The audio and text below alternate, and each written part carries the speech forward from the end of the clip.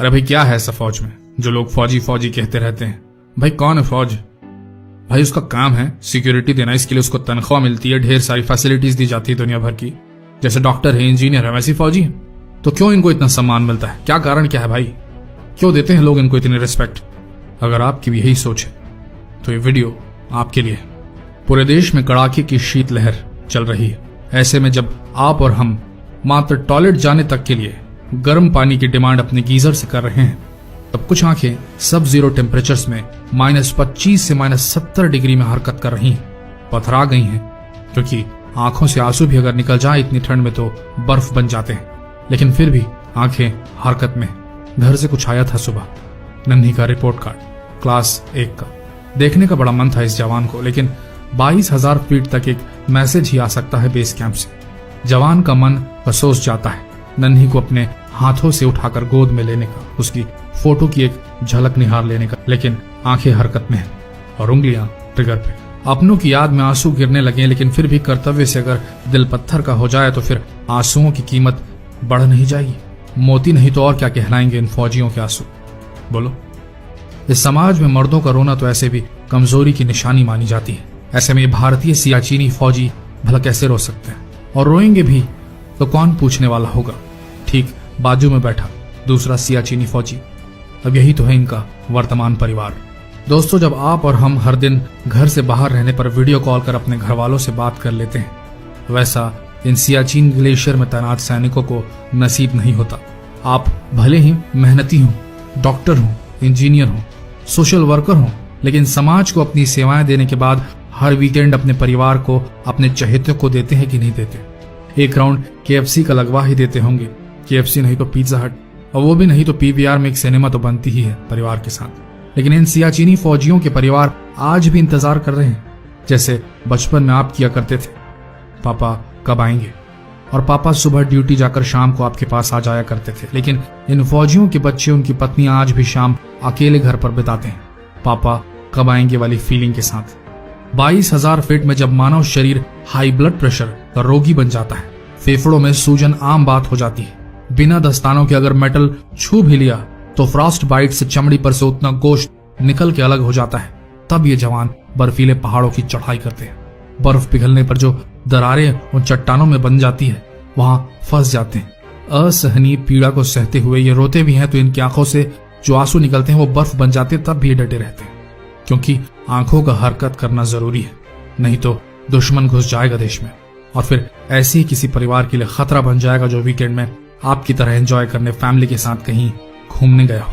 जब देश में हिंदू मुस्लिम की लड़ाई चल रही है टीवी स्क्रीन पे, तब हिंदू मुस्लिम सिख ईसाई, north eastern, north Indians, south Indians मिल के एक साथ सियाचिन के ग्लेशियर पर तैनात है। खून जमा देने वाली सर्दी में हाथ ट्रिगर पर है और आंखें बर्फीली हिंदुस्तानी सरजमी को मानो स्कैन कर रही हैं। पता नहीं कब सफेद कामोफ्लाज वाला सूट पहनकर देश का दुश्मन रेंगता हुआ सीमा पार कर ले। सियाचिन पर भारतीय ब्रिगेड की तैनाती भी एक बहुत बड़ा अध्याय है भारतीय आर्मी का। इस अध्याय का नाम है ऑपरेशन मेघदूत। 1960 से 1980 के बीच सियाचिन पर किसी का कब्जा नहीं था, न पाकिस्तान का और न ही भारत का। उस वक्त ये खबरें आनी शुरू हुई थी कि पाकिस्तान सियाचिन के इर्द गिर्द जितनी प्रसिद्ध चोटियां हैं उन पर टूरिज्म को बढ़ावा देते हुए पाकिस्तानी इंटरनेशनल माउंटेनियरिंग एक्सपीडिशंस की शुरुआत कर रहा है। इसके मद्देनजर भारत ने भी अपनी रणनीति बनाई और 1978 में कर्नल कुमार के नेतृत्व में एक भारतीय एक्सपीडिशन सियाचिन पर भेजी गई।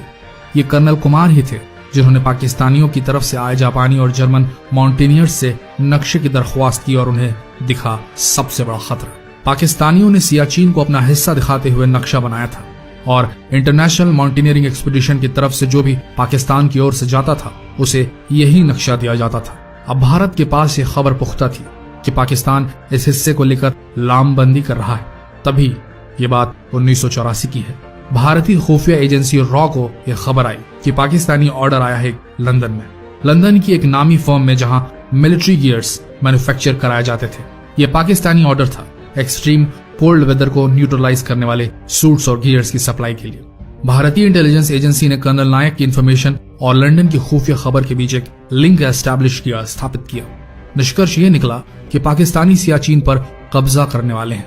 1984 की अप्रैल में आनन फानन में तुरंत भारतीय टुकड़ी का निर्माण हुआ जो ऑलरेडी सियाचिन एक्सपेडिशन का हिस्सा थी, और 13 अप्रैल सन 1984 को साल्टोरो रिज पर भारत की सियाचिनी टुकड़ी ने तिरंगे को शान से लहराया।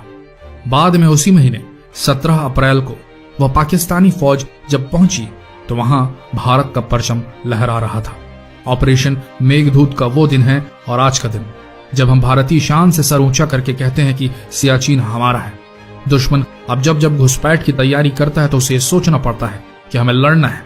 ऐसे हौसले वाले भारतीय फौजियों से जो अपना घर बार छोड़कर, अपनी बसी बसाई गृहस्थी छोड़कर इस निष्ठुर ठंड में खड़े मजबूती से, तो क्या हुआ कि खाने की रसद के लिए सियाचिनी फौजियों को हेलीकॉप्टर से फेंके गए पैकेजेस कलेक्ट करने पड़ते हैं, जो अक्सर ऐसे क्रेविसेस में गिर जाते हैं, पिघली बर्फ से खुली चट्टानों की दरारों के पास गिर जाते हैं, जहां गिरने से सिपाहियों की मौत हो सकती है। तो क्या हुआ, इनके पास मोबाइल जैसा कुछ नहीं होता अपने अपनों से जुड़े रहने के लिए। तो क्या हुआ कि इन्हें चेक पोस्ट पर कुछ हुआ तो कोई देखने नहीं आने वाला।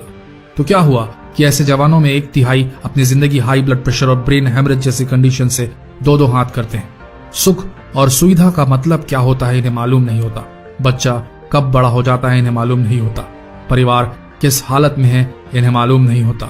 धर्म के नाम पर देश कैसे टूट रहा है इन्हें इससे कोई मतलब नहीं होता। इन्हें मतलब होता है तो बस देश की सुरक्षा से, ताकि आप और हम हर बार वीकेंड्स पर KFC, डोमिनोज, पिज्जा हट और PVR का आनंद ले सकें, ताकि आप और हम राजनीति करें और उसका शिकार बने, ताकि आप और हम सुख और सुविधा का भोग करें। अब आप ही बताइए, क्यों न करें इन फौजियों को सलाम, क्यों न झुककर प्रणाम करें इन भारतीय सपूतों को, क्यों न रखें इन फौजियों को डॉक्टरों और इंजीनियरों और खासकर नेताओं से ऊपर। ये डॉक्टर और नेता तो बात बात पे हड़ताल करने वाले होते हैं।